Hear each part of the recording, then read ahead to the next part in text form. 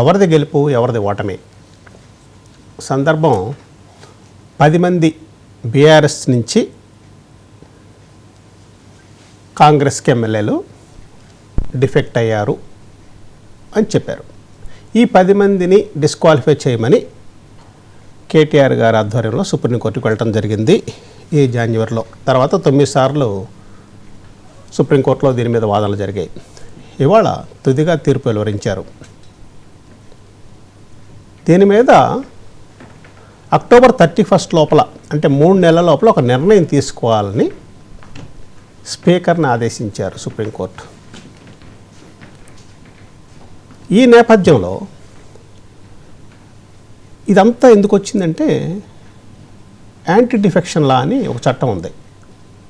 అంటే పార్టీ ఫిరాయింపులని నివారించడానికి ఏర్పరిచిన చట్టం.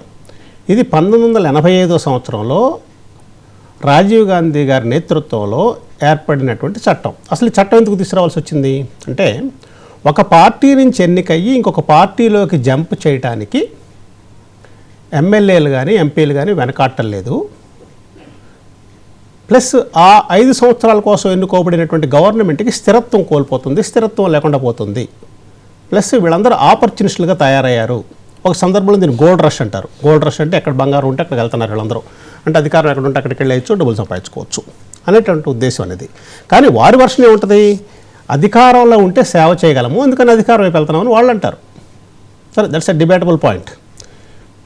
ఒక దశలో 1967 నుంచి 1971 మధ్యలో మొత్తం ఎన్నుకోబడినటువంటి శాసనసభ్యులు కానీ పార్లమెంట్ సభ్యులు కానీ 4,000 మంది ఉన్నారు. ఆ కాలంలో ఆ 4,000 మందిలో 2,000 మంది అంటే 50% ఒక పార్టీ నుంచి ఇంకో పార్టీకి వెళ్ళిపోయారు. అంటే ఎవరిని ఆపట్లా, వెళ్ళిపోతున్నారు ఆ పార్టీలోంచి. వెళ్ళిపోతున్నప్పుడు ఆ ప్రభుత్వాలు స్థిరంగా ఉండట్లా. అసలు ఇది ఎక్కడి నుంచి వచ్చిందంటే హర్యానా నుంచి ఎన్నుకోబడినటువంటి గయాలాల్ అనేటువంటి ఒక లెజిస్లేటరు ఒకే రోజు 3 పార్టీలు మారాడు. పొద్దున్న లోక్దళ్ ఉంటాడు, తర్వాత జనతా పార్టీకి వెళ్తాడు, తర్వాత మళ్ళీ నేను కాంగ్రెస్లోకి వస్తాడు, మళ్ళీ వెనక్కి ఈ పార్టీలోకి వస్తాడు.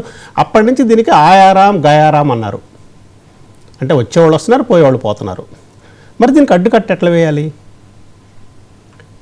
అని ఆలోచించిన దాని మీద అది ఇందిరాగాంధీ గారి దగ్గర నుంచి అది వ్యవస్థ నలుగుతూ వస్తుంది. కానీ పార్టీలు మారటం అన్నది ఆపలేము అనేది వెళుతూ ఉంది. సరే, రాజీవ్ గాంధీ గారి ప్రభుత్వం వచ్చింది. రాజీవ్ గాంధీ గారి ప్రభుత్వం రాగానే ఇక్కడ ఆ పార్టీకి ఒక స్థిరత్వం వచ్చింది. అప్పుడు ఒక నిర్ణయం తీసుకున్నారు. ఈ యాంటీ డిఫెక్షన్ల 52వ సవరణ రాజ్యాంగానికి చేసి ఇది చట్టంగా రూపొందించారు. ఈ చట్ట ప్రకారం ఎవరైనా పార్టీ మారినా, విప్ను ధిక్కరించినా వారు సభ్యత్వాన్ని కోల్పోతారు. మళ్ళీ దాంట్లో 2 రైడర్స్ ఉన్నాయి. అంటే ఒకటి, ఎన్నికైనటువంటి సభ్యుల్లో 1/3 అంటే 10 మందిలో 3 వెళ్ళిపోతే వాళ్ళకి ఇది వర్తించదు. ప్లస్ పార్టీని ఇంకో పార్టీలో విలీనం కూడా చేయొచ్చు, అప్పుడు వర్తించదు. ఈ 2 కండిషన్స్ ఉన్నాయి. సరే, ఇది నడుస్తున్నప్పుడు చివరికి వచ్చేటప్పటికి జీసస్ క్రైస్ట్ ఒక సందర్భంలో చెప్తారు, తప్పు చేయని వాడు ముందుగా రాయి వేస్తారండి అని. మీలో ఎవరైతే తప్పు చేయలేదో వీడు పాపి, వీడిని రాళ్లతో కొట్టాలని అంటే తప్పు చేయని వాడు ఎవడో ముందుగా రాయి వేస్తారండి అంటారు ఆయన. ఇక్కడ కూడా ఏ పార్టీ మారలేదు, ఏ పార్టీలో ఎవరిని తీసుకోలేదు, ఏ పార్టీ దీనికి అతీతం? అన్ని పార్టీలు కూడా దీనికి అతీతం కాదు. ఇవాళ తమకు అనుకూలంగా ఉందని కొంత, అనుకూలంగా లేదని కొంత మాట్లాడచ్చాము, కానీ పార్టీలు మారుతూనే ఉన్నారు. ఇక్కడ ఎందుకు మారుతున్నారు? అధికారంలో ఉంటే సేవ చేయొచ్చు అనేది ఒక ఎక్స్క్యూజ్. మరి ఒక పార్టీ మీద మీరు గెలిచారు, ఆ పార్టీని నమ్మి మేమందరం ఓటేసాము, మరి మీరు ఆ పార్టీ మారితే మేము వేసిన ఓటు చల్లదరేగా. అంటే మేము పార్టీకి వేసాము, మీకు వేసాము vote. Most of the time పార్టీకే వెళ్తాయి. విడిగా నిల్చుంటే ఒక 3,000 నుంచి 5,000 ఓట్లు వస్తాయి, అంతకంటే ఎక్కువ రావు. కానీ పార్టీ తరఫున నిల్చుంటే గెలిచే అవకాశం, ఓడిపోయే అవకాశం ఉంటుంది. ఇక్కడ ఒక పార్టీని నమ్మి ఒక ఓటర్ ఓటు వేసినప్పుడు నువ్వు ఆ పార్టీని కాదని వేరే పార్టీకి వెళ్ళినప్పుడు నేను వేసిన ఓటు అన్యాయం చేసినట్టే కదా. కాదు, మేము అధికారంలో ఉంటే ఏమైనా చేయొచ్చు, అందుకే దాన్ని గోల్డ్ రష్ అన్నారని చెప్పాం. సరే, ఇక్కడికి వచ్చేటప్పటికి ఈ సందర్భంలో ఏం జరిగిందంటే ఒక 10 మంది ఎమ్మెల్యేలు బీఆర్ఎస్ నుంచి కాంగ్రెస్లోకి వెళ్ళటం జరిగింది. అంటే అది అఫీషియల్గా వెళ్ళారా లేకపోతే మారనట్ట అన్నది అది వేరే విషయం. వెళ్ళినప్పుడు ఈ 10 మంది అటు వెళ్ళారు కాబట్టి వాళ్ళకి డిస్క్వాలిఫై చేయమని నడుస్తుంది. ఆల్మోస్ట్ 20 నెలలు అయింది ఇప్పటికి, 20 నెలల నుంచి నడుస్తూనే ఉంది.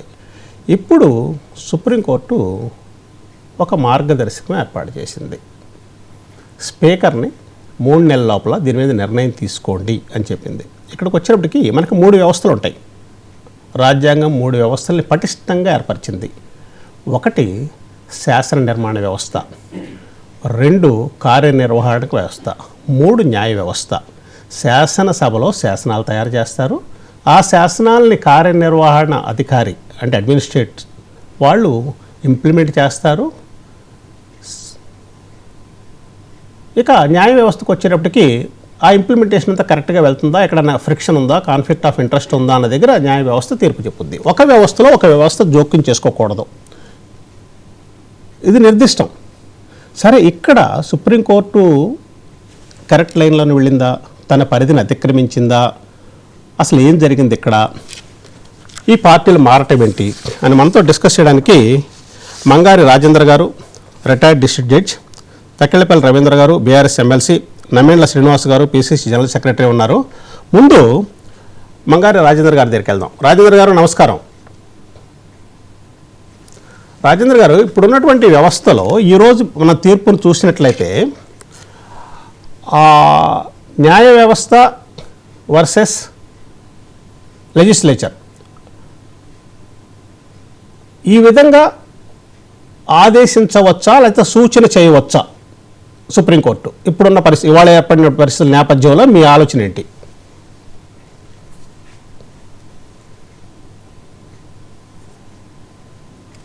వినబట్టల్లా, మీ వాయిస్ మ్యూట్లో ఉందండి. వాయిస్ సెట్ చేసుకోండి రాజేంద్ర గారు. రైట్ అండి, carry on, please carry on. నన్ను అడిగినా మీరు?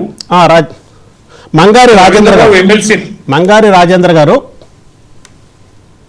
Retired judge.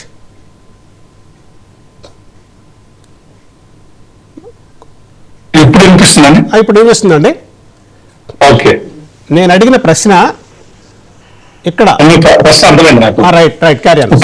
సుప్రీంకోర్టు అలాంటి ఆదేశాలు జారీ చేయవచ్చా అన్నారు ఒక స్పీకర్ కి రైట్. సుప్రీంకోర్టు ఏమని చెప్పారు? జస్ట్ ఒక డైరెక్షన్ ఇచ్చారు. ఏమన్నారంటే, మీరు పొలిటికల్ డిఫెక్షన్స్ ని మనం ఆపినట్లయితే అది ఒక అరాచకం వ్యవస్థగా మారిపోతుంది, డిస్రప్షన్ అనేది వచ్చేస్తుంది. అందుకోసం స్పీకర్ కి ఎలాంటి ఇమ్యూనిటీ అనేది లేదు. కాబట్టి ఈ వ్యవహారం నిర్వహిస్తున్నప్పుడు ఆయన ఒక ట్రిబ్యునల్ లాగా వ్యవహరిస్తారు. ఆ ట్రిబ్యునల్ లాగా వ్యవహరిస్తున్నప్పుడు ఆయన జ్యుడిషియల్ రివ్యూకి, న్యాయ సమీక్షకి అమినబుల్ గా ఉంటారు. అంటే మేము న్యాయ సమీక్ష కూడా చేస్తాము అని అన్నారు. అది సమంజసమే. సుప్రీంకోర్టు మరి ఎవరు ఏమి అనకూడదు అంటే, ఎవరి పరిధిలో వాళ్ళు పనిచేస్తున్నారు, ఆ పరిధిలో పనిచేస్తున్నప్పుడు ఎంతకాలం మరి చర్యలు తీసుకోకుండా, నిర్ణయాలు తీసుకోకుండా ఉంటారు?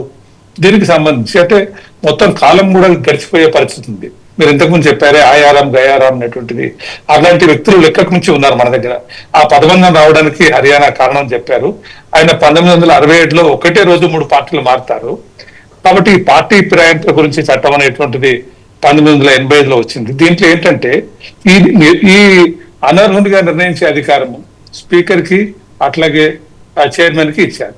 దానివల్ల ఏమైపోతుంది అంటే, స్పీకర్ చైర్మన్ అనే వాళ్ళు ఇండిపెండెంట్ గా ఎవరుంటున్నారు? ఎవరు కూడా ఉండటం లేదు.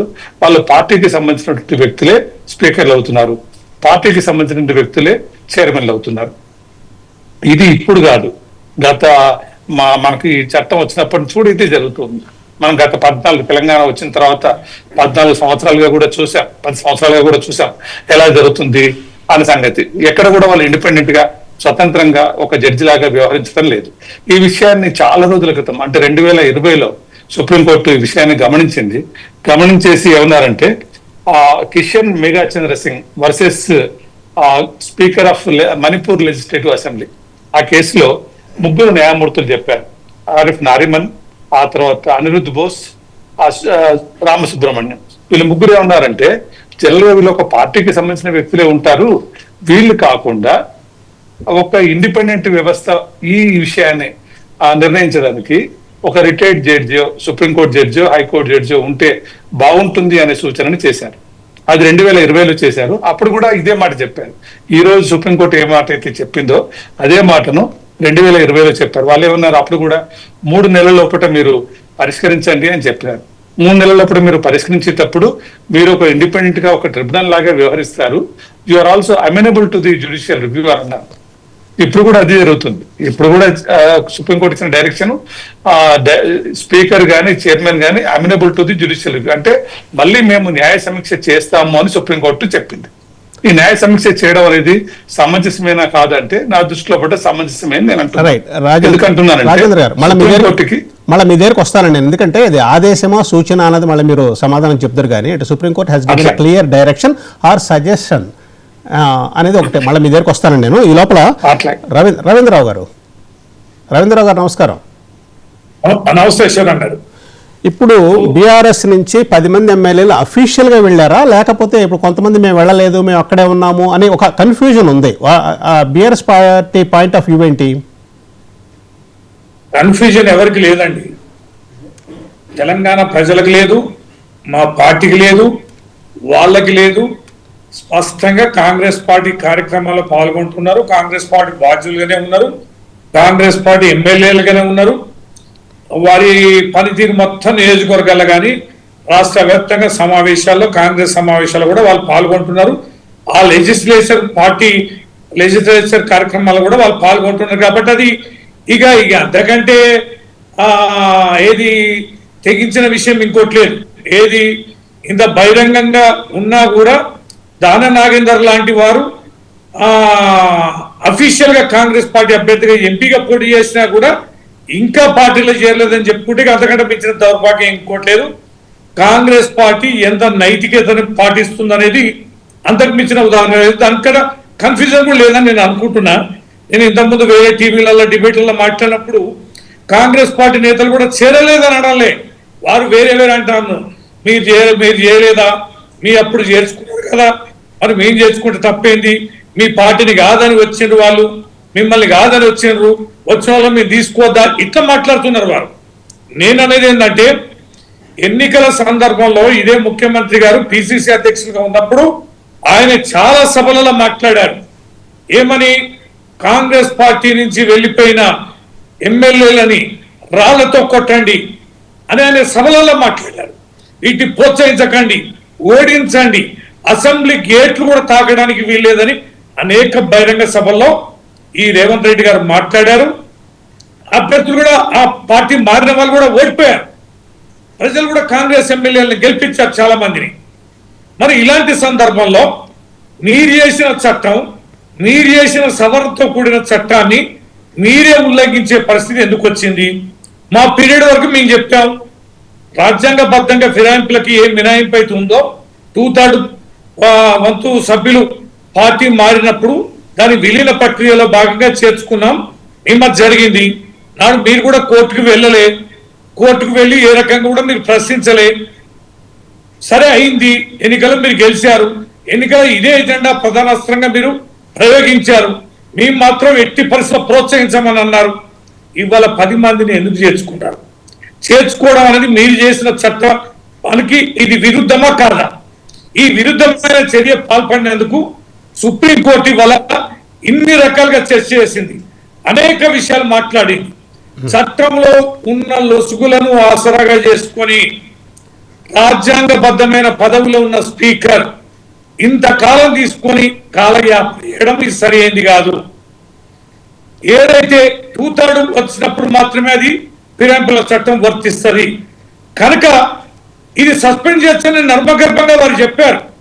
కాకపోతే స్పీకర్ ఇంత సమయంలో నిర్ణయం తీసుకోవాలనేది మెన్షన్ చేయలేకపోవడం వల్ల దానిని ఆసరాగా తీసుకొని స్పీకర్ నిర్ణయం చేయడాలి. కానీ నైతికతకు సంబంధించిన అంశం కూడా ఉంది ఇక్కడ. దేశాల అత్యున్నతమైన న్యాయస్థానం సుప్రీంకోర్టు 3 నెలల్లో నిర్ణయం తీసుకుందని అన్నారు. నిర్ణయం తీసుకుంటారా, తీసుకోరా? ఈ ఎమ్మెల్యేలని మీరు రాజీనామా చేయిస్తారా లేదా, సస్పెండ్ చేస్తారా లేదా, లేదా మాకు రాజ్యాంగబద్ధంగా ఎక్కడో ఉన్న లొసుకుని మేము వాడుకుంటాం, ఇలానే కంటిన్యూ చేస్తామని మీరు తెగించి చెప్తారా? రైట్ అండి. మీరు చట్టాన్ని ఒక్కసారి అతిక్రమించే ఉద్దేశం ఉంటే చెప్పండి. రైట్ రవీంద్ర గారు, మీరు అడిగిన ప్రశ్నకి ఇప్పుడు నమ్మిండ్ల శ్రీనివాస్ గారు పిసిసి జనరల్ సెక్రటరీ సమాధానం చెప్తారు. శ్రీనివాస్ గారు, ఇప్పుడు కొన్ని ప్రశ్నలు అడిగారు రవీంద్ర గారు. ఏం చేయబోతున్నారు ఎమ్మెల్యేలని సుప్రీంకోర్టు తీర్పు నేపథ్యంలో? మీ పార్టీ స్టాండ్ ఏంటి అని అడిగారు. మీ పార్టీ స్టాండ్ ఏంటి?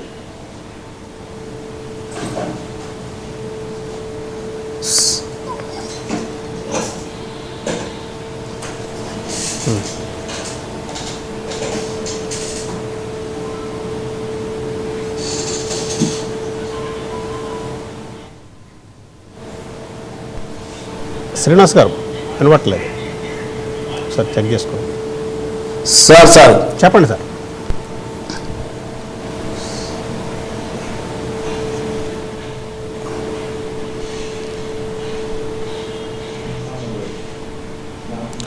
శ్రీనివాస్ గారు, రవీంద్రరావు గారు అడిగారు మిమ్మల్ని. సార్.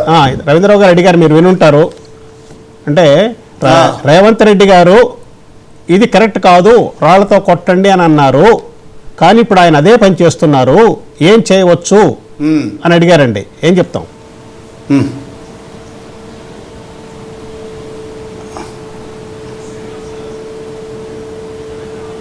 అవును,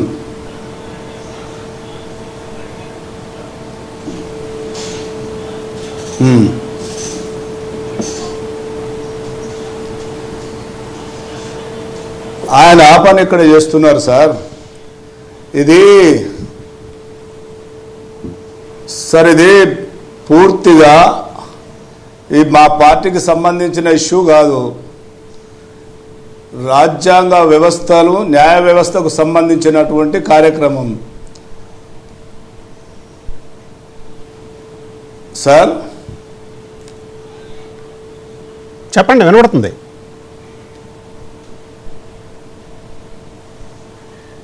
మా పార్టీ మీద బురద జల్లాలని బీఆర్ఎస్ నేతలు కొంతమంది కలిసి, అంటే సుప్రీంకోర్టును ఆశ్రయించి కేటీఆర్ గారు, కౌశిక్ రెడ్డి గారు, వివేక్ గారు వీరి మీద డైరెక్షన్ ఇవ్వమని న్యాయస్థానాన్ని ఆశ్రయించారు. ఆశ్రయిస్తే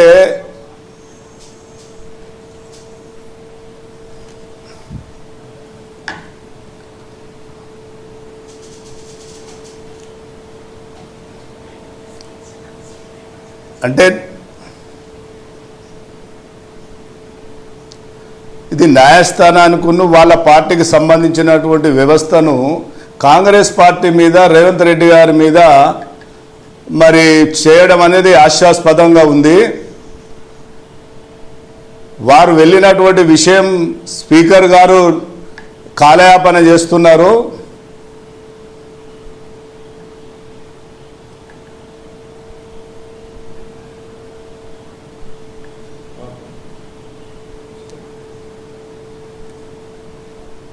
శివరాం గారు, ఇక్కడ కొంచెం డిస్టర్బెన్స్ ఉందండి. ఇప్పుడు ఈ లోపల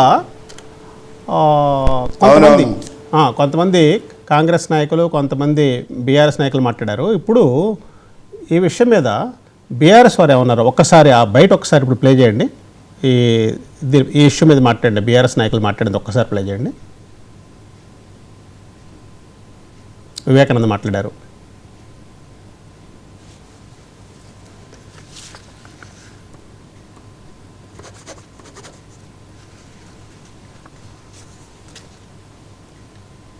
సుప్రీంకోర్టు తీర్పు మేము స్వాగతిస్తూ ఉన్నాం. కోర్టు ఈరోజు 3 నెలలలో మీరు తక్షణం చర్య తీసుకోవాలని చెప్పి ఇచ్చిన తీర్పు మాకు ఘన విజయం. అది ఉప ఎన్నికలు ఇలా వస్తాయని చెప్పి పడితే ఇలా వస్తాయో అని చెంపపెట్టు లాంటి ఒక తీర్పుతో సమాధానం లభించింది ముఖ్యమంత్రి గారికి అని చెప్పి సందర్భంగా మనవి చేస్తూ ఉన్నాను.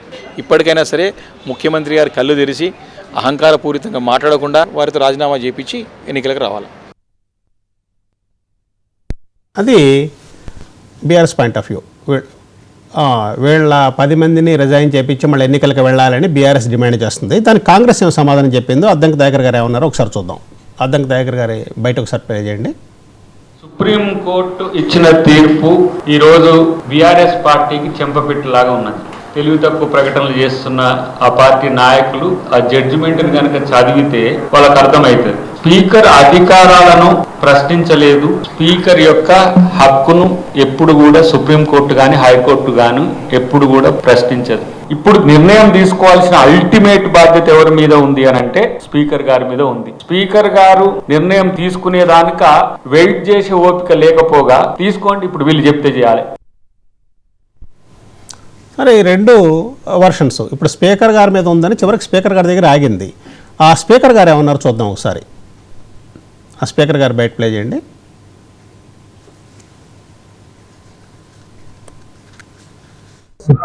తీర్పు ఇంకా నాకు తెలియదు. ఏం తీర్పు ఇచ్చిందో అని వచ్చిన తర్వాత న్యాయాధికులతో సంప్రదించి అప్పుడు మీకు అన్ని విషయాలు చెప్తాను. తీర్పు ఇంకా నాకు తెలియదు. ఏం తీర్పు ఇచ్చిందో అని వచ్చిన తర్వాత న్యాయాధికులతో సంప్రదించి అప్పుడు మీకు అన్ని విషయాలు. రవీంద్రరావు గారు, బీఆర్ఎస్ పార్టీ వారేమో ఇది కాంగ్రెస్కి చెంపదెబ్బ అంటారు, కాంగ్రెస్ పార్టీ వారేమో బీఆర్ఎస్కి చెంపదెబ్బ అంటారు. ఇంతకీ ఎవరికి చెంపదెబ్బ? చెంపదెబ్బలు లేకపోతే ఇంకా తలదెబ్బలు ఇవన్నీ సరే ఊదాపదాలుగా వాడుతుండొచ్చు, కానీ ఒక విషయం అండి, స్పీకర్కు డిస్క్రిమినేషన్ పవర్ ఉంది రాజ్యాంగబద్ధంగా అనేది జగమెరిగిన సత్యమే. అందుకనే స్పీకర్ నిర్ణయం తీసుకోవడం లేదు. అందుకనే న్యాయస్థానాన్ని ఆశ్రయించాం. న్యాయస్థానం తన పరిమితి మేరకి స్పీకర్కు ఒక అడ్వైజ్ చేశారు, 3 నెలల్లో నిర్ణయం తీసుకోండి అని. ఇది నైతికతకు సంబంధించి సాధారణంగా ఉన్నత న్యాయస్థానాలు రాజ్యాంగపరమైన సమీక్ష చేసినప్పుడు ఇలాంటి యొక్క సంక్షోభం వచ్చినప్పుడు వారు ఒక అభిప్రాయాన్ని వ్యక్తం చేస్తారు. వారు ఇచ్చింది అభిప్రాయమే కావచ్చు, లేకపోతే సూచనే కావచ్చు, నిజంగా మరేదైనా కావచ్చు. మీరు పాటిస్తారా లేదా? మేమనేది ఏది, ఈరోజు సుప్రీంకోర్టు ప్రకటించాక దీని మీద మీ టీవీల వాళ్ళు చర్చ చేస్తున్నారు.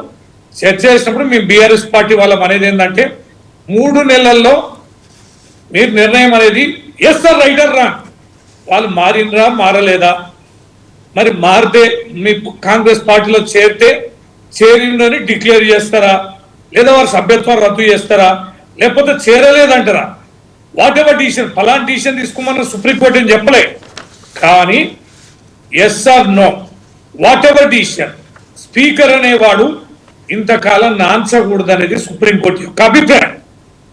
సుప్రీంకోర్టు యొక్క అభిప్రాయాన్ని సూచనని మన్నిస్తారా గౌరవిస్తారా లేదా అనేది కాంగ్రెస్ పార్టీ చెప్పాలి.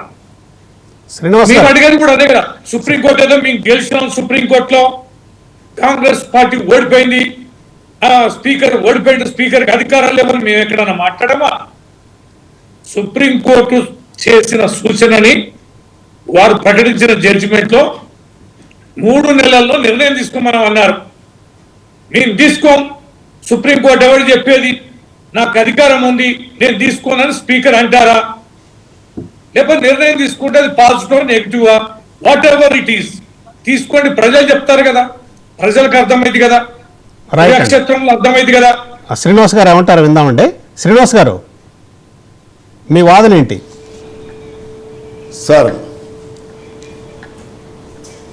న్యాయ వ్యవస్థ చేసే పనులు న్యాయ వ్యవస్థ చేయాలి సార్.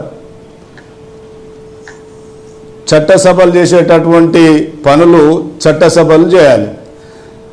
న్యాయ వ్యవస్థ చట్టసభల మీద మరి వారి యొక్క ఆధిపత్యాన్ని చూపించే విధంగా స్పీకర్ గారిని ఆదేశించడం, ఒకవేళ స్పీకర్ గారు వారికి ఉన్నటువంటి పరిధిని, వారికి ఉన్నటువంటి మరి అక్కడ ఉన్నటువంటి ఈ విషయంలో ఉన్నటువంటి పూర్తిగా దాని మీద సమీక్ష చేసి ఆయన ఎంత టైం తీసుకుంటున్నారు అనేది 3 నెలల్లోనే తీసుకోవాలంటే మరి ఆయనకు ఆ పరిధి సరిపోతుందా? ఎప్పటి నుంచి 3 నెలల కాల పరిమితి లెక్క పెడతారు? ఆ కాల పరిమితిని ఎట్లా అంచనా వేస్తారు అనేది మరి వారికి సంబంధించినటువంటి విషయం. దీంట్లో మధ్యలో కాంగ్రెస్ పార్టీని మరి కాంగ్రెస్ పార్టీ చేసిందనే విధంగా మాట్లాడడం మాత్రం ఇది సమంజసం కాదు సార్. ఎందుకంటే కాంగ్రెస్ పార్టీకి దీనికి ఎక్కడ సంబంధం కూడా లేదు.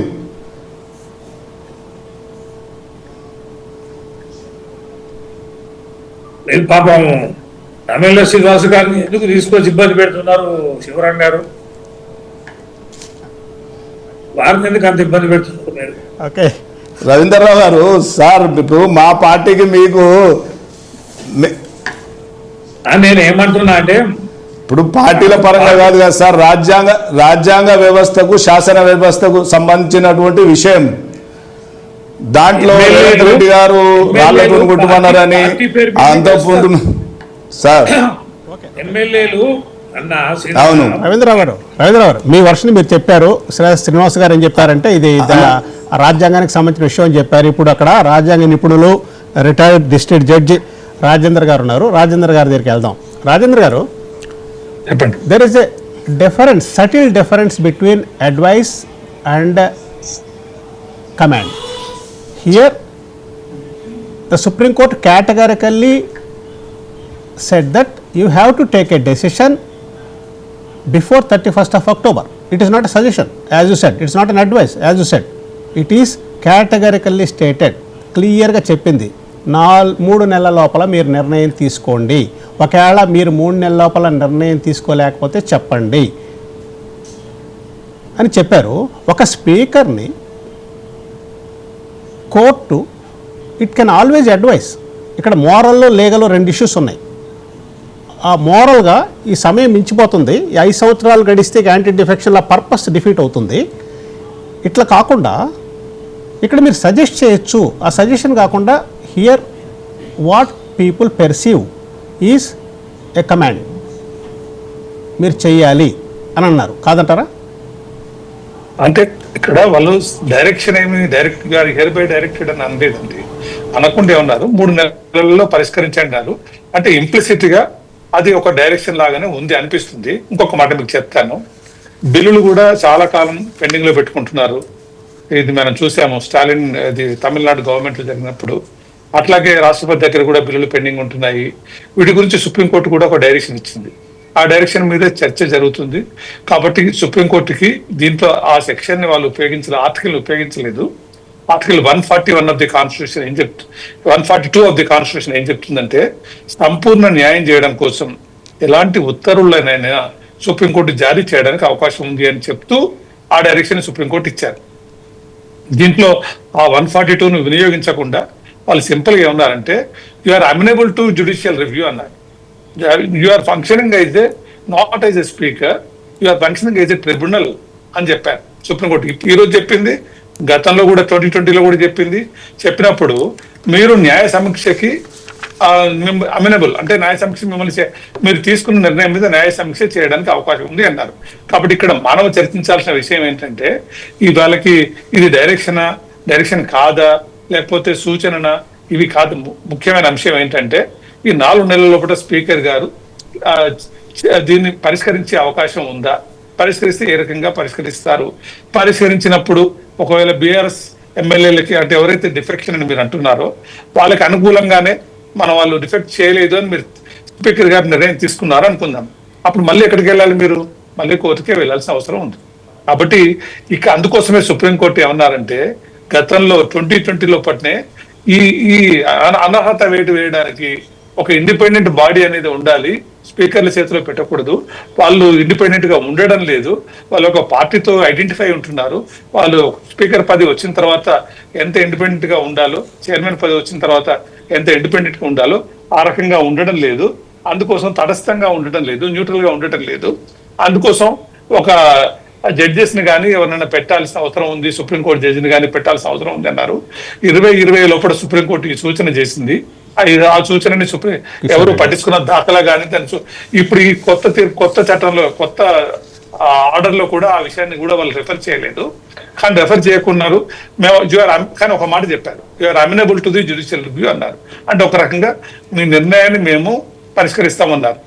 ఇదే విషయాన్ని single judge justice Vijay Sen Reddy గారు కూడా 9/9/2024 లోపల సింగిల్ జడ్జి బెంచ్ లో కూడా అది డెసిషన్ చెప్పారు. మీరు ఎంత కాలం లోపల డెసిషన్ తీసుకుంటారు, ఒకవేళ మీరు డెసిషన్ తీసుకోకపోతే మేము చర్యలు తీసుకోవాల్సి వస్తుంది అని చెప్పినారు. బహుశా అదే విషయాన్ని అంటే డివిజన్ బెంచ్ దాన్ని సెటిసైడ్ చేస్తే సుప్రీంకోర్టు మళ్ళీ డివిజన్ బెంచ్ డెసిషన్ ని సెటిసైడ్ చేసి almost restored the decision of the single judge. అలాంటి డెసిషన్ రిస్టోర్ చేసింది. అంటే ఇక్కడ సుప్రీంకోర్టు ఏం చేస్తుంది, ఎలా చేస్తుంది అనేది ఇప్పుడు మనం చర్చించడానికి వీలు లేదు. ఈ 4 నెలల లోపల ఏం డెసిషన్ తీసుకుంటారు చైర్మన్ స్పీకర్ గారు అనేది ఇంపార్టెంట్ Right, విషయం. రాజేంద్ర దాని మీద ఎలాంటి ఎవిడెన్స్ వీళ్ళు పెడతారు, వాళ్ళు బయటకు వచ్చినట్టుగాను దాని మీద ఆయన డెసిషన్ తీసుకోవాలి. Right. ఆ డెసిషన్ తీసుకున్న తర్వాత సుప్రీంకోర్టు రైట్ చర్యలు తీసుకోవడానికి అవకాశం ఉంటుంది. రైట్ రాజేంద్ర గారు, అంటే ఎవరి పరిధి ఎవరు అతిక్రమించారా లేదా, ఇటువంటి పరిస్థితుల్లో స్పీకర్ ఎటువంటి నిర్ణయం తీసుకోవచ్చు, తీసుకోకపోతే ఏం జరుగుతుంది? Straight point. ఈరోజు సుప్రీంకోర్టు ఇచ్చిన తీర్పు నేపథ్యంలో 10 మంది బీఆర్ఎస్ ఎమ్మెల్యేల మీద స్పీకర్ 3 నెలల లోపల చర్య తీసుకోవాలి అని స్పష్టంగా ప్రకటించినటువంటి సందర్భంలో జరుగుతున్నటువంటి డిస్కషన్లో మంగారి రాజేంద్ర గారు, retired district judge and constitutional expert, and Takkellapalli Ravindra Rao గారు, బీఆర్ఎస్ ఎమ్మెల్సీ, నైమండ్ల శ్రీనివాస్ గారు, PCC general secretary, and Poreddy Kishore Reddy గారు, బీజేపీ నుంచి ఇప్పుడే జాయిన్ అయ్యారు. కిషోర్ రెడ్డి గారు, చెప్పండి sir. Good evening. Good evening sir. ఇందాక మీరు ఇప్పుడు జరిగిన subject, can supreme court give directions to a speaker to do this or to not to do this? Supreme court క్లియర్గా డైరెక్షన్ ఇవ్వవచ్చా? ఇంతకుముందు కూడా జరిగింది, మీరు గమనించుంటే. రాష్ట్రపతి ముర్ము దగ్గర ఫైల్స్ ఆగినప్పుడు supreme court asked for the delay. అప్పుడు అది కాన్స్టిట్యూషనల్ క్రైసిస్ అయి కూర్చుంది. అంటే ఒక ప్రెసిడెంట్ని అడగవచ్చా? అదేవిధంగా శాసన వ్యవస్థని, న్యాయ వ్యవస్థ ప్రశ్నించవచ్చా? అది పరిధి దాటిందా లేదా? What is your take on this? ఇప్పుడు ముందుగా సార్ మీకు అట్లాగే ప్యానలిస్టులు, తోటి ప్యానలిస్టులు అందరికీ నమస్కారం, మన మహా టీవీ ప్రేక్షకులందరికీ నమస్కారం. ఇప్పుడు మీరు అడిగిన ప్రశ్న, ఇప్పటివరకు అయితే కాన్స్టిట్యూషనల్గా ఒక సుప్రీంకోర్టు ఒక స్టాండ్ తీసుకున్నది లేదు ప్రస్తుతం వరకు. అంటే ఆ క్వశ్చన్ ఎరైజ్ అయింది లేదు. ఎస్పెషల్లీ ఇక్కడ స్పీకర్ గారి రోలు ఇది శాసనసభని నిర్వహించే దాంట్లో విషయంలో కాకుండా ఒక ట్రైబ్యునల్గా తనకు ఒక జడ్జిగా ఒక రోల్ ఇవ్వబడింది. ఏది? ఈ చట్టం ద్వారా, డిస్క్వాలిఫికేషన్ చట్టం ద్వారా. సో ఒక స్పీకర్ గారు శాసనసభని నిర్వహిస్తున్న వ్యవహారంలో అది చట్టసభలకి సుప్రీంకోర్టుకి మధ్యలో అవ్వచ్చు గాక, అయితే స్పీకర్ గారిని స్పీకర్ చేయబట్టే వారిని నియమించారా వీరిని? అంటే స్పీకర్ గారి పరిధిలోకి న్యాచురల్గా వస్తుందా ఈ విషయము, లేదా ఇది ఒక జడ్జి లాంటి పొజిషను, ఒక ట్రైబ్యునల్ లాంటి పొజిషను, అయితే ఎవరిని పెట్టాలి అన్న దగ్గర స్పీకర్ గారికి ఆ రోల్ ఇవ్వడం జరిగింది అన్న ఇంటర్ప్రిటేషన్ వస్తుందా? ఇవన్నీ కూడా భారత రాజ్యాంగంలో ఒక విషయం గుర్తుపెట్టుకోవాలి మనందరం. కొలీజియం అనే పదం మన దీంట్లో ఎక్కడా ఉండదండి, కాన్స్టిట్యూషన్ మొత్తంలో కూడా. ఇప్పుడు రిజర్వేషన్స్ ఉన్నాయి, 50% రిజర్వేషన్ కాన్స్టిట్యూషన్ అమెండ్మెంట్ తెస్తామంటారు. కాన్స్టిట్యూషన్లో అసలు ఆ 50% అనేది ఎక్కడన్నా కనిపిస్తే చెప్పండి, దాని తర్వాత కదా నెంబర్ పెంచేది తగ్గించేది అన్న టైప్లో. So just like any other అంటే రాజ్యాంగంతో కూడిన ఎటువంటి ప్రజాస్వామ్యంలో అయినా కూడా ఫైనల్గా ఈ చట్టం ఏం చెప్తోంది, ఈ రాజ్యాంగంలో ఈ ఆర్టికల్ ఏం చెప్తోంది అంటే సుప్రీంకోర్టు ఏం చెప్తే అది చెప్తోంది అన్నది మనం ఇప్పటివరకు యాక్సెప్టెడ్. ఇక దాన్ని కావాలంటే మళ్ళీ పార్లమెంట్ ఇంకొక చట్టం తీసుకొచ్చి మళ్ళీ అదైనా కూడా మళ్ళీ సుప్రీంకోర్టు ఇంటర్ప్రిట్ చేయవలసిందే. సో ఇది జ్యుడిషియల్ రివ్యూ అంటాం. సో ఇప్పటి వరకు అయితే ఈ ప్రశ్నని ఆన్సర్ చేయలేదు. జ్యుడిషియరీ సుప్రీంకోర్టు కావాలనుకుంటే ఈ సమస్యలు ఇన్ని పెండింగ్లో ఉన్నాయి. కాకపోతే ఈరోజు ఒక్క విషయం చెప్పారు, సుప్రీంకోర్టు కూడా రిక్వెస్ట్ చేశారు పార్లమెంట్ని. ఇప్పటి వరకు ఇన్ని రాష్ట్రాల్లో ఈ విధంగా జరిగింది, పలుమార్లు ఈ విధంగా జరిగింది, డిలే అవుతోంది, పార్టీ ఫిరాయింపులు అయినవి అన్న పిటిషన్లు ఏవైతే వస్తున్నాయో వాటి మీద నిర్ణయాలు తీసుకోకుండా డిలే అవుతోంది అని చెప్పి సుప్రీంకోర్టు కూడా అనింది. పార్లమెంట్ని రిక్వెస్ట్ చేసింది, చట్టంలో ఏమైనా మార్పులు చేయగలిగితే తప్పనిసరిగా చేసి వీటిని త్వరితగతిన there is a difference between judicial review and judicial activism. ఇక్కడికి వచ్చేటప్పటికి డిస్క్వాలిఫికేషన్ కానీ లేకపోతే నిర్ణయం తీసుకునే అధికారము శాసనసభ పరిధిలో, అది పార్లమెంట్ అవ్వచ్చు, శాసనసభ అవ్వచ్చు, ఎక్కడైనా సరే లెజిస్లేటివ్ పరిధిలో ఎవరికి ఉంటుంది? Speaker is the ultimate authority. అంటే ఇవాళ డిస్క్వాలిఫై చేయమని స్పెసిఫిక్గా అడిగినా కానీ సుప్రీంకోర్టుని మేము డిస్క్వాలిఫై చేయడానికి లేదు, అది స్పీకరే చేయాలి అంటే మేము ఆ పరిధిలోకి వెళ్ళటానికి లేదని చెప్పేసి స్పీకర్ని అడ్వైస్ చేసింది. అదే అక్కడ అడ్వైజా, మిమ్మల్ని అడిగిన ప్రశ్న అడ్వైజా ఆర్ కమాండా? స్పెసిఫిక్ ఒక టైం లిమిట్ పెట్టడం అనేది అడ్వైజ్ కింద వస్తుందా? That is the question I asked you.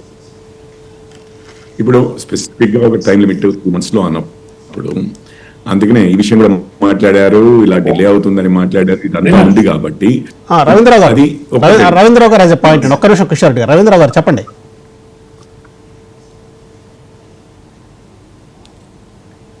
Ravindra Rao గారు ఇది చెప్తున్నారు మీరు.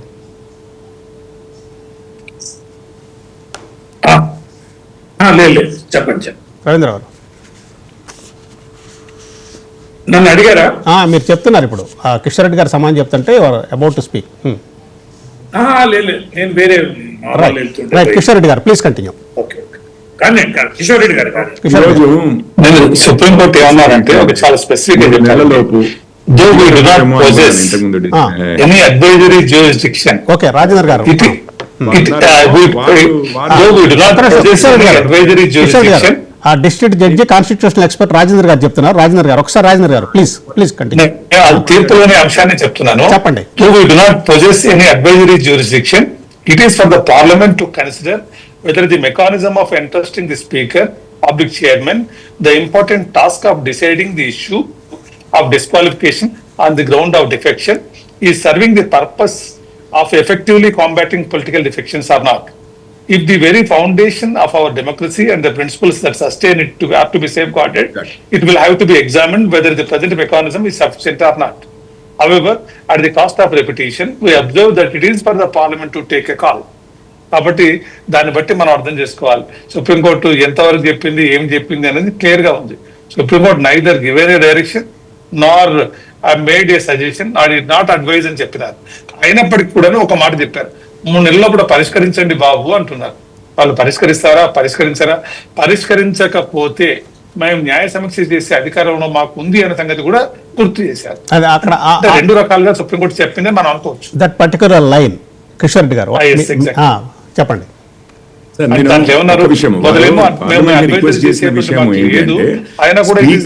ద్వారానే ఈ ప్రాసెస్ నడవడం అనేది అయినప్పటికీ కూడా చరిత్ర. ఇప్పుడు దీంట్లో సబ్జెక్టివ్ ఏమీ లేదు, రికార్డ్ అది ఎవరు చూసినా ఒకటే కంక్లూజన్ కి వస్తారు. సో ఫ్యాక్ట్స్ ఉన్నాయి చేయబట్టి స్పీకర్ గారే రిజాల్వ్ చేయారా లేకపోతే ఇంకా వేరే మెకానిజం ఏమైనా చేస్తారా అది కన్సిడర్ చేయమని చెప్పి అది ఒక సజెషన్ లాగా ఇచ్చింది. కానీ నేననేది ఏంటంటే అసలు 3 నెలల లోపు అని అన్నారు చూసారా, అది వేరే క్వశ్చన్. మళ్ళీ అది వేరే క్వశ్చన్. ఈ అసలు మొత్తము స్పీకర్ గారికి ఈ అధికారాలు ఉండాలా లేదా అనేది వేరే క్వశ్చన్ అండి. ఈ 3 నెలల లోపు రిజాల్వ్ చేయమని చెప్పి అని ఉంటే ఇక అది మాత్రము నేను అనుకోవడము రాజకీయ కాదు, రాజ్యాంగ సంక్షోభం క్రియేట్ అయ్యే పరిస్థితి తీసుకురావచ్చు స్పీకర్ గారు కూడా. అంటే ఈ రోజు సుప్రీంకోర్టు గన ఆ 10 మందికి గన అనర్హత వేటు వేసి ఉంటే అది రాజ్యాంగ సంక్షోభం అయి ఉండేది. బట్ అది అయి ఉండేది, ఎందుకంటే మేము తీసుకోవాల్సిన నిర్ణయం మీరు ఎందుకు తీసుకున్నారు అని. కానీ ఇక్కడికి వచ్చేటప్పటికి 3 నెలల్లో కూడా డిసైడ్ చేయలేదు అనుకోండి, చేయలేకపోతే ఏంటి? That is the question. అది నేను అనేది రాజ్యాంగ సంక్షోభం అవుతుంది అంటున్నాను. అదే అయితే ఒక విషయం ఇక్కడ సుప్రీంకోర్టు ఏమంటది అని అంటే, మీరు అన్నారు ఇంతకుముందు జడ్జి గారు కూడా ఒక పర్టికులర్ లైన్ లాస్ట్ చదివారు. ఎప్పుడైనా కానీ చట్టంలో, రాజ్యాంగంలో కానీ చట్టంలో కానీ కొన్ని ఇష్యూస్ క్లారిటీ లేనప్పుడు మాత్రము కోర్టే ఆ డీటెయిల్స్ ని ఫిల్ చేస్తుంది. ఇంటర్ప్రిటేషన్ అంటాం దాన్ని. That is called interpretation of law. ఆ ఇంటర్ప్రిటేషన్ ఆఫ్ లాలో when there is a confusion. కాదండి సార్, ఇంటర్ప్రిటేషన్ ఒక్కటే కాదు. నేనేమంటున్నానంటే ఇంటర్ప్రిటేషన్ ఉన్న పదాలని the president shall seek the అడ్వైజో లేకపోతే shall consult with the chief justice of India while appointing a supreme court judge అనేది, దాన్ని ఇంటర్ప్రిట్ చేయడం అనేది, కొలీజియం ఏది పంపిస్తే అది చేయడం అనేది అది ఇంటర్ప్రిటేషన్. ఒక్కొక్కసారి ఏమవుతుందంటే చట్టంలోనే, ఇప్పుడు ఫర్ ఎగ్జాంపుల్ ఎంత టైంలో తీసుకోవాలి, ప్రిన్సిపల్స్ ఆఫ్ న్యాచురల్ జస్టిస్ ఉంటాయి. Justice delayed is justice denied అంటారు. మరి ఇంత సమయం అని చెప్పి చట్టంలోనే లేదు చేయబట్టి, అసలు పార్లమెంటే కానీ లేకపోతే అసెంబ్లీయే కానీ చట్టాలే లేవు చేయబట్టి అక్కడ వాక్యూమ్ ఉంది. నేను అనేది ఉన్నదాన్ని ఇంటర్ప్రిట్ చేయడం వేరు, వాక్యూమ్ ఉన్న దాంట్లో ఒకసారి కోర్టు నింపుతుంది అనమాట ఆ వాక్యూమ్ ని. బికాస్ నేచర్ అబౌట్స్ వాక్యూమ్ అంటారు. అది పార్లమెంట్ చెప్పలేదు చేయబట్టి తన వర్షన్ చెప్తుంది. ఆ విధంగా ఈ రోజు 3 నెలల్లో చేయమన్నట్టుగా రవీంద్ర గారి దగ్గరికి వెళ్తాం. రాజ్యాంగ ప్రతిష్టంభన. రవీంద్రరావు గారు ఇందాక మీరు అన్నారు, ఇందాక జడ్జి గారు ఒక మాట అన్నారు. ఏమన్నారంటే, ఎప్పుడైతే స్పీకర్ ఒక పార్టీకి సంబంధించిన వ్యక్తి అవుతారో ఆ పార్టీ లైనే ఆయన టో చేస్తారు. కానీ పార్టీకి రిజైన్ చేసి స్పీకర్గా అవుతారు, దట్స్ ఎ డిఫరెంట్ స్టోరీ. స్పీకర్గా ప్రమాణ స్వీకారం చేయబోయే ముందు ఆ పార్టీకి ఏ పార్టీకి అయితే ఆయన ప్రాతినిధ్యం వహించారో ఆ పార్టీకి రిజైన్ చేసిన తర్వాత స్పీకర్గా అవుతారు. ఈ షుడ్ బి ఇంపార్షియల్ అన్నది. ఇక్కడికి వచ్చేటప్పటికి రవీంద్రరావు గారు ఒక సందర్భంలో ప్రణబ్ ముఖర్జీ అంటారు, స్పీకర్గా ఎన్నికైన వ్యక్తి పార్టీకి రిజైన్ చేసి వచ్చారు కాబట్టి అతను ఆ పార్టీ లైన్ తీసుకోకపోతే నెక్స్ట్ టికెట్ దొరకదు, కాబట్టి అతనికి పార్టీకి సంబంధం లేకుండా నెక్స్ట్ ఎలక్షన్లో నిల్చున్నప్పుడు అతని మీద పోటీ పెట్టకుండా కానీ ఉంటే అతను పార్టీకి కాకుండా టోటల్గా సభకు ప్రాతినిధ్యం వహిస్తారు అన్నారు. అంటే పార్టీ రహితంగా అతను కానీ పనిచేయడానికి ఇది ఒక సూచన ఆయన చేశారు. I do not know how far it is. Ravindra Rao గారు, స్పీకర్ ఇంపార్షియల్గా ఉండటానికి మీరు ఇచ్చే సలహా ఏంటి? శివరాం గారు, అది అసాధ్యం. స్పీకర్ ఏదో రాజకీయ ఉద్దేశం లేకుండానే ఆయనే మరీ న్యూట్రల్ గా ఉంటారనేది మనం ఆశించడం కూడా అంత సులభం కాదని చెప్పడానికి. ఏదో కొంతమంది వ్యక్తులు ఉంటుండొచ్చు, చాలా మంది గొప్ప వ్యక్తులు ఇండివిజువల్ గా వారి ఆత్మగౌరవం కోసం ఏ నిబంధనలు అయితే పేర్కొన్నారో, రాజ్యాంగం ఏ నిబంధనలు అయితే చెప్పిందో తూచా అనుసరించే మహానుభావులు గొప్ప వ్యక్తులు ఆ సీట్లో కూర్చున్నప్పుడు అనుసరించవచ్చు. కానీ అది మనం చాలా రేర్గా చూస్తాం. కానీ సాంప్రదాయం ఏంటంటే ఒక పార్టీ నుంచి గెలిచిన ఎమ్మెల్యేనే ఖచ్చితంగా స్పీకర్గా ఆ పార్టీ నియమిస్తాడు. అంతేగాని ఆ పార్టీకి ఏదో ఆయన నియోజకవర్గంలో రాజకీయ ఆ నియోజకవర్గం ప్రతినిధిగా ఉంటాడు, ఎమ్మెల్యేగా ఉంటారు, ఆ పార్టీ మంత్రులు ఉంటారు, ముఖ్యమంత్రి ఉంటారు, స్లిప్లు పోతూనే ఉంటాయి, కనుసైగలు చేస్తూనే ఉంటారు. మనం అన్ని చూస్తూనే ఉన్నాం ఈ వికృతాలన్నీ. దాంట్లో ఇంకేదో మనం గొప్పగా చూస్తామని కాదు, కానీ పలుమార్లు రాజ్యాంగం కొన్ని డైరెక్షన్స్ ఇవ్వలేకపోతుంది, ఒక దగ్గర పోయాక ఆగిపోతుంది అనుకున్నప్పుడు సుప్రీంకోర్టు దృష్టికి అనేక మార్లు వచ్చినప్పుడు సుప్రీంకోర్టు అసహనంతో కావచ్చు, లేదా రాజ్యాంగ పరిధిని మించి వ్యవహరించలేక ఈ ప్రభుత్వాలని నిర్దేశించలేక ఈ రకమైనటువంటి సూచనలే కావచ్చు, అభిప్రాయం కానీ చెప్పొచ్చు. దీనిని ఖచ్చితంగా రాజకీయ పార్టీలు, ప్రభుత్వాలు సుప్రీంకోర్టు యొక్క ఆదేశాలని, సూచనల్ని నైతికంగా ఫీల్ కావాలి. ఈ మాత్రం నైతికత కూడా ప్రభుత్వాలకి లేనప్పుడు ఖచ్చితంగా మన ప్రజాస్వామ్యం అనేది వైఫల్యం చెందుతుంది, ఒక వికృత మార్గాలను అనుసరిస్తుంది. రాజ్యాంగంలో తామే లొసుగులను రూపొందించుకొని ఆ లొసుగులను ఆసరా చేసుకొని ప్రజాస్వామ్యం, ప్రజల యొక్క భాగస్వామ్యంతో ఎన్నికైన ప్రభుత్వాలు ప్రజాస్వామ్య విరుద్ధ రాజకీయాలు చేస్తున్నారు అనేది చాలా స్పష్టంగా ప్రజలకు అర్థం అవుతుంది. అందుకనే బండకేసి కొడతారు. ఎందుకు అనూహ్యమైన ఫలితాలు వస్తాయి అంటే మరీ ప్రజల యొక్క అభిప్రాయాలకి భిన్నంగా ప్రజలు ఓట్లేసి గెలిపించిన ఎమ్మెల్యేలు ఏ రకంగా పార్టీ ఉండాలి, ఏ రకంగా పార్టీ మారాలి అనేది రాజ్యాంగం చెప్తుందనేది ప్రజలకు అర్థమైనప్పుడు, బరిదెగించి రాజ్యాంగాన్ని వీరు అతిక్రమించారని ప్రజలకు అర్థమైనప్పుడు ఖచ్చితంగా సమాధానం కూడా చెప్తారు. కాబట్టి ఖచ్చితంగా సుప్రీంకోర్టుకు రాజకీయంగానైతే ఇంకా ఈ న్యాయ వ్యవస్థకి మరీ అంత మలినం అంటిందని నేను అనుకోను. ఎక్కడైనా కింది కోర్టులలో కొంతమంది వ్యక్తులు, జడ్జిలు ఎవరైనా పాడైతే కావచ్చు, కానీ ఓవరాల్ గా ఈ దేశంలో కాస్త న్యాయ వ్యవస్థను ఎవరో కించపరచరు. ఎందుకంటే ఉన్న వ్యవస్థలో న్యాయ వ్యవస్థ చక్కగా పనిచేస్తుంది, న్యాయం మీద ఈ రోజుకి నమ్మకం ఉంది దేశంలో. శ్రీనివాస్ గారు, ఇప్పుడు రవీంద్ర గారు చెప్పారు న్యాయ వ్యవస్థ మీద నమ్మకం ఉంది, న్యాయ వ్యవస్థ తీసుకునేటటువంటి నిర్ణయాల్ని అందరూ గౌరవించాలి, ఏ మాత్రం కొంచెం గౌరవం ఉన్నా కానీ చేయాలన్నారు. మీరేమంటారు శ్రీనివాస్ గారు? సార్, రవీంద్రరావు గారు న్యాయ వ్యవస్థను, చట్ట వ్యవస్థను అగౌరవపరిచి పార్టీ ఫిరాయించిన ఎమ్మెల్యేలతోని మంత్రులుగా చేసినటువంటి పార్టీ ప్రతినిధిగా అప్పుడున్నటువంటి తెరాస ప్రభుత్వం మరి కాంగ్రెస్ ఎమ్మెల్యేలందరినీ పార్టీలో జాయిన్ చేసుకొని మంత్రి పదవులు ఇచ్చి రాజ్యాంగబద్ధంగా మేము చేసాము, మేము చేసింది తప్పో ఒప్పో అయిపోయింది. మీరు ఏమన్నారు కదా ఎన్నికలలో, మీరు అది తప్పని చెప్పి ప్రజలందరూ వారిని నేను తప్పు చేస్తే మీరు సుప్రీంకోర్టుకి ఎందుకు పోలే, కోర్టులను ఎందుకు ఆశ్రయించలే? నేను నేరం చేస్తే కోర్టులోకి పోవచ్చు కదా. శ్రీనివాస్ గారు చెప్పండి. ఎస్, మేము ఇప్పుడు స్పీకర్ గారికి ఉన్నటువంటి అధికారాలను వారు సుప్రీం కోర్టులకు ఆశ్రయించారు, ప్రజలలో పోయినో ప్రజలలో మరి వారు చేసినటువంటి బీఆర్ఎస్లో చేసినటువంటి నిర్ణయాలన్నింటినీ అప్పుడు తీసుకున్నటువంటి మా కాంగ్రెస్ ఎమ్మెల్యేలందరినీ తీసుకొని మంత్రులుగా చేసి ప్రజాస్వామ్యాన్ని కూని చేసినటువంటి పార్టీ మరి ప్రతినిధిగా రవీంద్రరావు గారు ఉన్నారు. ఇప్పుడు వారికి తెలుసు రాజ్యాంగం విలువలు ఈ రోజు గుర్తుకొచ్చినాయి. ఇవాళ రాజ్యాంగం విలువలని మాట్లాడే పరిస్థితి వచ్చింది.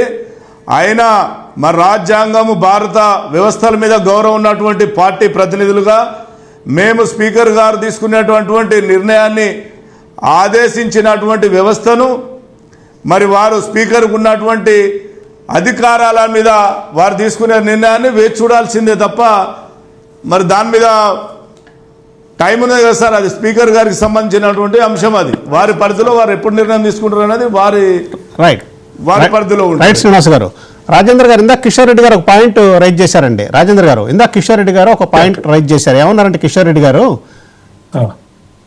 ఒక టైం ఫ్రేమ్ ఉంది, October 31 అన్నారు సుప్రీంకోర్టు. టైం ఫ్రేమ్ లోపల సుప్రీంకోర్టు చెప్పిన టైం ఫ్రేమ్ లోపల స్పీకర్ గారు నిర్ణయం తీసుకోకపోతే ఏంటి? ఇప్పుడు దాన్ని మన ఊహాజనితమైనటువంటి ప్రశ్న. చేయకపోతే ఏమిటి అంటే ఇప్పటికే సుప్రీంకోర్టు ఇన్వాల్వ్ కాలేదు. మేము neither we are advising or we are directing అని చెప్పినారు. అయినప్పుడు కూడా చెప్పారు న్యాయ సమీక్ష చేస్తామన్నారు. న్యాయ సమీక్ష ఏం చేస్తారో మనం వేచి చూడాలి. వాళ్ళు ఏం చేస్తారనేది మనం చెప్పలేం కదా. వాళ్ళు న్యాయ సమీక్ష ఏ రకంగా చేస్తారు మనం అనుకున్నామా? మీరు 142ను ఉపయోగించేసి మీరు ఇంతకాలం లోపల ఆ బిల్లులను ఆమోదం చేయాలి అని రాష్ట్రపతికి గవర్నర్కి డైరెక్షన్స్ ఇస్తారని ఊహించినామా? కాబట్టి ఇది కూడా మనం ఇప్పుడున్న పరిస్థితి లోపల వాళ్ళు స్పీకర్ అధికార పరిధిలోకి కానీ వాళ్ళ పరిధిలోకి జోక్యం చేసుకోదలుచుకోలేదని తీర్పు ద్వారా కూడా మరొకసారి మనకు స్పష్టంగా కనిపిస్తుంది. కానీ 3 నెలల తర్వాత కూడా వాళ్ళు ఎలాంటి చర్యలు తీసుకోకపోతే ఏం చేస్తారు అనే దానికి అది ఊహాజనితమైన ప్రశ్న. అది సుప్రీంకోర్టు జడ్జిలే తీసుకోవాల్సినటువంటి నిర్ణయం. అప్పుడు ఏం చేస్తారని మనం వేచి చూడాల్సి ఉంటుంది. ఇందాక మనం చూసామండి, ఈయన మన స్పీకర్ గారు ఏం చెప్పారంటే, గడ్డం ప్రసాద్ గారు ఏం చెప్పారంటే, ఒకసారి నేను లీగల్ ఎక్స్పర్ట్స్తో మాట్లాడి దీని మీద ఏ విధంగా ముందుకెళ్లాలో చూస్తానని చెప్పారు. కిషోర్ రెడ్డి గారు అదే సార్. సో ఇందులో ఒక్క విషయము నేను ఇంతకుముందు అంటే ఈరోజు కేవలము విషయాలన్నీ జస్ట్ లీగల్ విషయాలే కాదండి. ఏ విషయం మీద ఒకవేళ సుప్రీంకోర్టే చెప్పిన దాన్ని ఇది రాజ్యాంగ ప్రతిష్టంభన క్రియేట్ అయ్యే విధంగా అంటే చట్టసభలకి ఇటు కోర్టులకి మధ్యలో అన్నంత దూరం తీసుకెళ్లే విధంగా మన స్పీకర్ గారు బిహేవ్ చేయాలన్నా, లేకపోతే కాంగ్రెస్ ఇంతకుముందు చూసాము కోర్టులు కూడా అంటున్నాయి అన్నట్లుగా, ఇక స్పీకర్ ఒక పార్టీ నుంచి వచ్చి పార్టీ వదిలిపెట్టినా కానీ ఇంకా పార్టీతో అఫిలియేషన్ ఉంటుంది చేయబట్టి ఒక కాంగ్రెస్ స్పీకర్ గానే గుర్తింపబడతారు అన్నట్లుగా ఉంది చేయబట్టి నేను అనుకోవడం ఈ విషయం మీద కాంగ్రెస్ పార్టీ జ్యుడిషియరీని ఛాలెంజ్ చేస్తుందని నేను అనుకోవట్లేదండి. ముందే ఎమర్జెన్సీ కాలపు ఇది ఉంది, చరిత్ర ఉంది. దాని మీదుగా ఇది ఫిరాయింపుల చట్టం విషయంలో అది సంవత్సరం కంటే ఎక్కువగా పెండింగ్ ఉన్న విషయాల్లో ఇంకొక 3 నెలలు justice delayed is justice denied అంటారు, ఇట్లాంటివన్నీ ఉన్నాయి కదా. అది ఆ విషయంలో ఇప్పుడు ఏదో తెలంగాణ ఏర్పడడానికి ఎమ్మెల్యేలు రిజిగ్నేషన్ ఇచ్చారు, దాన్ని యాక్సెప్ట్ చేశామా లేదా, అట్లాంటి ఎమోషనల్ ఇష్యూ కాదు. ఇది పార్టీ ఫిరాయింపు చట్టం విషయంలో కావాలని డిలే చేస్తున్నారు అన్నట్లుగా క్లియర్గా అనిపిస్తున్న సందర్భంలో ఒక స్ట్రాంగ్ మోరల్ గ్రౌండ్ లేని సందర్భంలో సుప్రీంకోర్టుకి అగెయిన్స్ట్గా స్టాండ్స్ తీసుకుంటారు కాంగ్రెస్ వారు. ఎస్పెషల్లీ ఈ మధ్య మనం రాజ్యాంగం గురించి, ఎమర్జెన్సీ గురించి, వీటన్నిటి గురించి, కోర్టుల అధికారాల గురించి వాటిని ధిక్కరించిన విషయాల్లో లేకపోతే వాటికి అధికారాలే కోత పెట్టిన విషయాల్లో ఎమర్జెన్సీ గురించి ఈ మధ్య బాగా డిస్కషన్ అవుతుంది పార్లమెంట్ లో కానీ బయట కానీ. ఈ సందర్భంలో చేస్తారని నేను అనుకోను.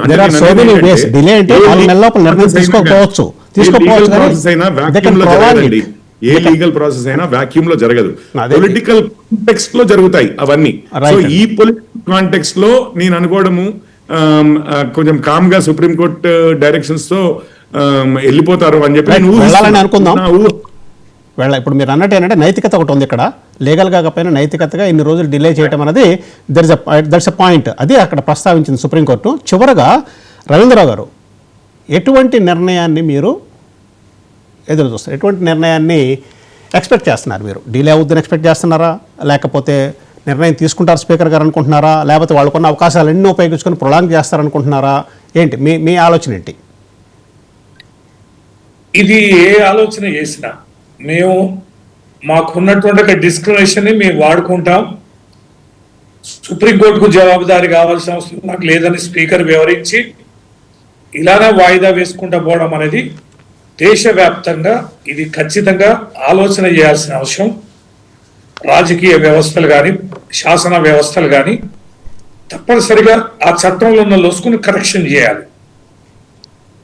మేము అనుకునేది గౌరవప్రదంగా, నిజంగా వారికి పార్టీ బలం ఉంటే, నిజంగా బీఆర్ఎస్ పార్టీ పైన వారికి ఏది బీఆర్ఎస్ పార్టీ లేదు గెలవదనే ధీమా ఉంటే రాజీనామా చేయించి బ్రహ్మాండంగా ఎన్నికలకు పోవచ్చు.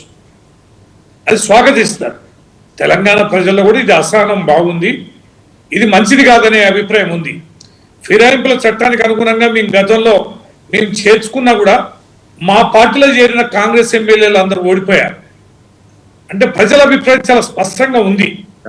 పార్టీ మారడాన్ని, ఒక పార్టీ గుర్తు మీద గెలిచిన ఎమ్మెల్యేలు పార్టీ మారడాన్ని ప్రజలు సహించలేకపోతున్నారు. నచ్చని అంశం. కానీ పలుమార్లు దాన్నే ఎందుకు ప్రయోగించాలి రాజకీయ పార్టీలు? అబ్జల్యూట్ మెజారిటీ ఉన్నాక ఏదో రాజ్యాంగ వారికి ప్రభుత్వం సంక్షోభంలో పడిపోయింది, కొంతమంది ఎమ్మెల్యేలు దూరం అయ్యారు అనేది కూడా లేదు కదా. అబ్జల్యూట్ మెజారిటీ ఉంది వారికి. రైట్ రవీంద్రరావు, ఇబ్బంది మీరు చాలా కరెక్ట్ పాయింట్ చెప్పారు. ఎందుకంటే అబ్సల్యూట్ మెజారిటీ ఉన్నప్పుడు కూడా ఎమ్మెల్యేలు ఆహ్వానించడం, ఎమ్మెల్యేలు తిప్పుకోవటం అనేది ఏ విధంగా హర్షణీయం కాదు. ప్రజా కోర్టులో తేల్చుకోవటం అనేది కరెక్ట్ నిర్ణయం. ఎప్పుడైనా కానీ ఒక పార్టీ మారదాం అనుకున్నప్పుడు ప్రజా కోర్టులో తేల్చుకుంటే, ఒక పార్టీ మీద గెలిచి ఇంకో పార్టీకి వెళ్ళబోయే ముందు ప్రజా కోర్టులో తేల్చుకొని దాంట్లో కొనసాగటం అనేది అత్యున్నతమైనటువంటి ఒక శాసనసభ్యుడు కానీ పార్లమెంటరీగా తీసుకునే నిర్ణయం అది. ఆ విధంగా తీసుకోగలిగితే మనం నైతికత గురించి కోర్టుల దాకా వెళ్లకుండానే ఆ సమస్యకు పరిష్కారం అవుతుంది. ఆ విధంగా జరిగిన రోజు ప్రజాస్వామ్యం కూడా నిలబడుద్ది. అంతేకాని ఈ గోల్డ్ రష్ ఎక్కడైతే అధికారం ఉందో అక్కడికి పరిగెత్తడం, మళ్ళీ అక్కడి నుంచి ఇక్కడికి రావటం, దీనివల్ల ప్రజాస్వామ్యం అనేది మనుగడకే ప్రమాదం వాటిల్లుద్ది. అది అన్ని పార్టీలు గమనించి ఆ విధంగా వెళ్ళాలి. ఇప్పుడు ఈ డిస్కషన్లో వచ్చి రాజేంద్ర గారు, thank you very much. Ravindra Rao గారు,